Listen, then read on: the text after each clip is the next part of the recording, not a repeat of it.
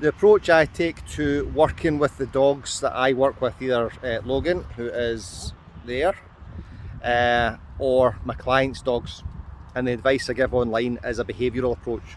So a behavioural approach looks at what the dog is doing. So if I look at what Logan is doing just now, he is lying down and chewing his Kong. So that's what he's doing. So behaviours are verbs. So if we describe our dog's behaviour in terms of verbs and adverbs, okay, so he is sitting quietly, okay, he is running fast, okay, whatever. All right.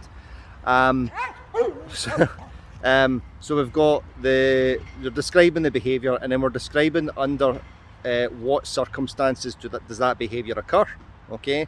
So just now he is now standing up, okay, and he's probably standing up because he's waiting for me to interact with him with the toy, okay. So if I wasn't standing here and I was sitting across there, he might do something else, okay. I walk down this way, in fact we'll try this, okay.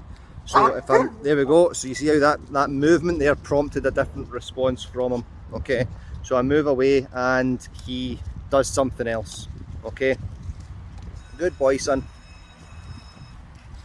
Alright, so the changes in his behaviour were prompted by the changes in my behaviour. So I'm part of his environment and he's part of my environment, okay. And we change our behaviour in response to environmental changes. And then what are we trying to achieve? Okay, so he might bark and move with me, and what he's trying to achieve is more interaction with me, or he just wants to be with me, one of those things. So we've got description, accurate description of the behaviours, looking at what he's actually doing, the circumstances under which it occurs, and what the learner is trying to achieve. Okay, so you see how none of that is about labelling a dog or a learner as being stubborn, belligerent, stupid, okay, unmotivated, okay, X, Y and Z. All right.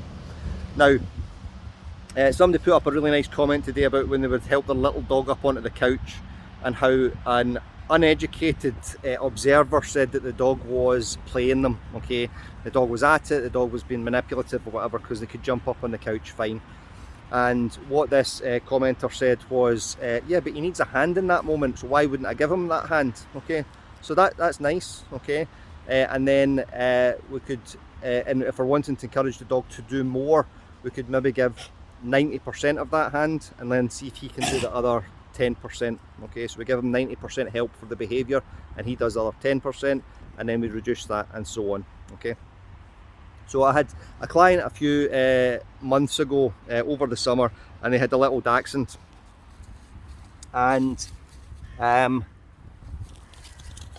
right, they had this little dachshund, and the dog was finding it difficult to jump up onto the couch. Okay, now what the client said was, when the dog is out, he has no difficulty when they're out in the woods and they're out for walks, jumping up on walls or over fallen trees or over obstacles which are the same height as the couch when the dog is outside.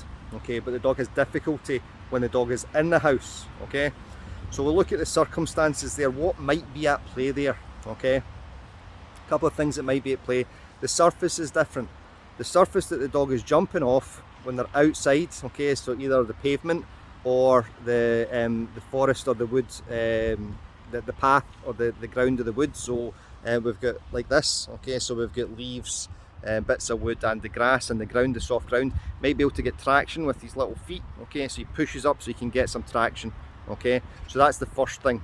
So the surface is different, where in their house it was wooden flooring, so the dog now can't get traction because he can't purchase onto the ground, okay, can't purchase onto the floor. So if he goes to do that, his back leg might slip. Now if he's learnt that before, that his back leg slips, and because of the length of a dachshund's back, that might injure his back, or it might tweak something. So he then goes, I don't want to do that because that behaviour previously caused me pain. Whereas outside, it doesn't cause him pain because he's able to do it well, because the circumstances are different, right?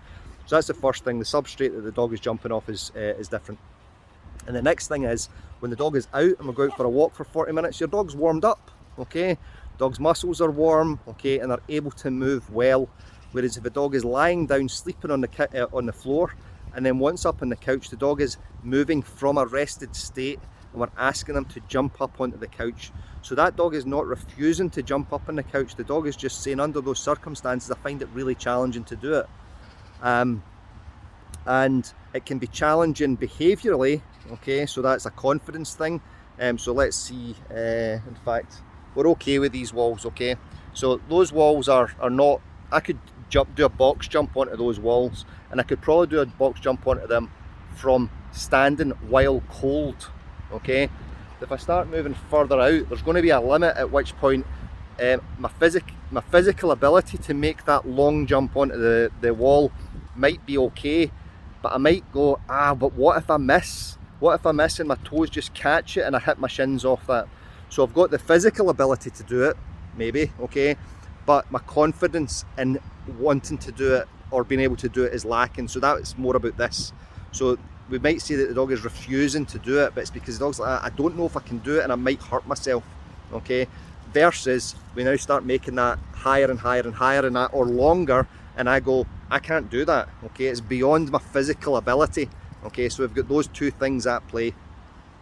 Young dogs jumping up into cars, into the back seat, or sorry, into the boot, the trunk of a hatchback or an SUV. That's challenging, okay, because it's a dark space and the dog's having to jump in and stop. Whereas if your dog is jumping over something, they've got the ability to run out of that, okay. These are just things to think about, okay. And then lastly with the Dachshund, what we did as a resolution to that is we just put a little step up at the side of the couch, and he could jump up onto the step and then jump up onto the couch, so the step was halfway there. So we're just creative with that, okay. So a little bit longer than I normally do, okay, we're running about 7 minutes, okay, but massive thanks for watching, and hope this has been useful, and I'll catch you next time.